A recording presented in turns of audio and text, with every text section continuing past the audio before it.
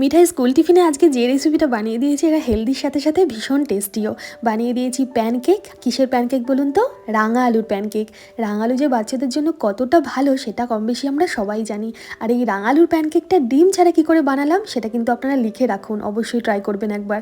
একটু রাঙালুগুলো সেদ্ধ করে খোসা ছাড়িয়ে ম্যাশ করে নিলাম, এর মধ্যে পরিমাণ মতন আটা মেশালাম, এই 4 চামচ মতন আটা দিলাম, 1 চামচ মতন গুঁড়ো দুধ আর 3 চামচ মতন ফ্ল্যাক্সিড গুঁড়ো দিলাম। ফ্ল্যাক্সিডটা কিন্তু হালকা করে ড্রাই রোস্ট করে গুঁড়ো করে নিতে হবে। ডিমের বদলে আমি ফ্ল্যাক্সিডটা ইউজ করলাম। ফ্ল্যাক্সিডটা কিন্তু এই পুরো ব্যাটারটাকে বাইন্ডিং করতেও সাহায্য করবে। এছাড়াও ফ্ল্যাক্সিডের তো বিভিন্ন ধরনের উপকারিতা আছে, যার মধ্যে হৃদযন্ত্রের জন্য ভীষণ উপকারী, হজম স্বাভাবিক রাখতে সাহায্য করে, খিদেও নিয়ন্ত্রণে রাখতে সাহায্য করে।